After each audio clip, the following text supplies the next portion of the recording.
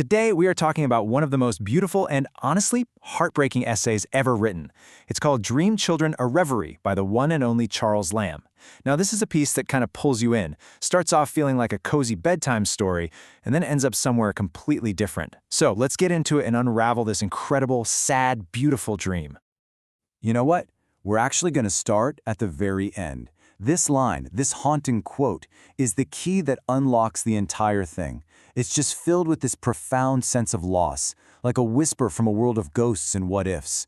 Just keep these words in the back of your mind as we go, because it's what everything builds towards. All right, so the essay opens with what seems like a perfect little family scene.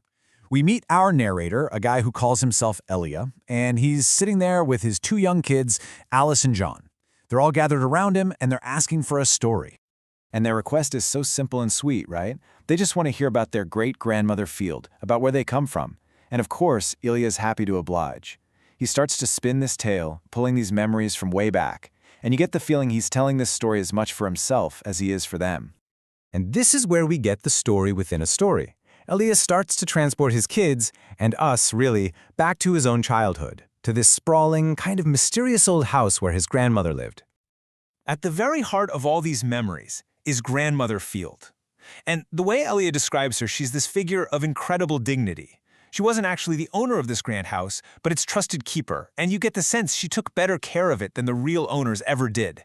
She was devout, she was kind, respected by everyone, and even though cancer had stooped her over, he remembers her as this tall, graceful woman, a fantastic dancer in her youth, a true pillar of strength. You can almost feel the sense of childhood wonder in his words here. He talks about just roaming through these huge, empty rooms, letting his imagination run wild. He'd wander the gardens, staring at these beautiful peaches and nectarines, but he was always too shy to actually pick one.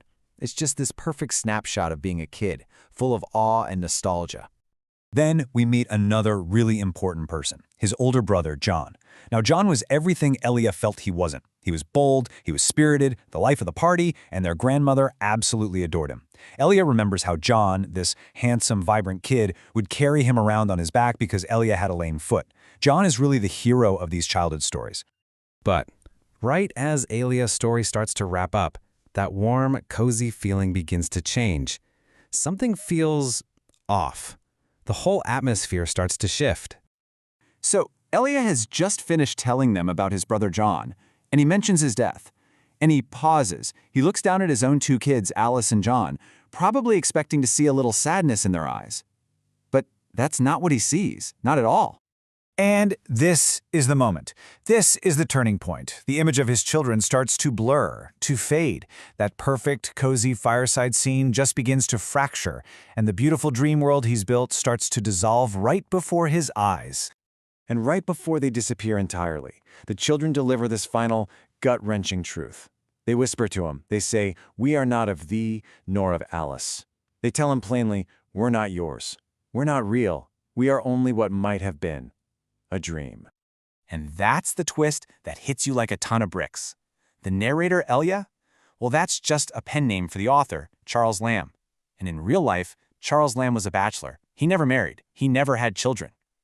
This whole beautiful, detailed story we just heard, it was all a daydream, a reverie, a fantasy of the life he never got to live.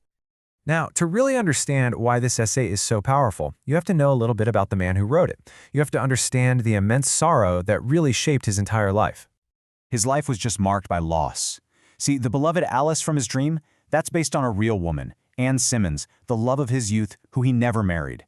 And the brave older brother, John, that was his real brother, John Lamb, who had died right before he wrote this piece. And the biggest tragedy of all, when he was a young man, his sister Mary, in a bout of mental illness, killed their mother. Charles became her guardian for the rest of his life, a choice that left him with his profound, inescapable loneliness. So that subtitle, A Reverie, it tells you everything you need to know. This wasn't just him telling a story. It was an act of pure wish fulfillment. He was using his incredible imagination to conjure up the family he so desperately wanted but could never have. It was his way of processing all that grief, all that loneliness, by creating this beautiful, temporary escape. So, why are we still talking about this short, sad essay almost 200 years later? What makes it so timeless? Well, it has a lot to do with what it represents for literature. People call Charles Lamb the Prince of English essayists, and this piece shows you exactly why.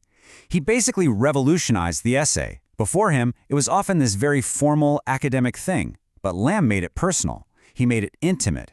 He didn't just give you arguments, he gave you his heart. He shared his memories, his humor, his pain, and turned his own life into this universal work of art. Lamb's style is this masterful mix of opposites. You get these moments of gentle humor, like the way the kids react to his stories, but it's all layered over this deep, deep sadness, what we call pathos. There's this great quote about him that says he laughed to save himself from weeping. And man, this essay is the perfect example of that. And that's the real genius here. The reason the final twist is so devastating is because the dream felt so real. Lamb filled his fantasy with all these small, ordinary, everyday details. A kid's curious glance, a fond memory of a grandmother, the feeling of an old house. He made us believe in his dream just so we could feel the full, crushing weight of his reality when he woke up. And in the end, Lamb's essay kind of leaves us wrestling with this big question. He builds this stunningly beautiful fantasy only to tear it down, reminding us that, yeah, our imagination can be a huge comfort, but it can also make the pain of what's real feel even sharper. It's a truly bittersweet look at memory, at loss, and at the incredible enduring power of what might have been.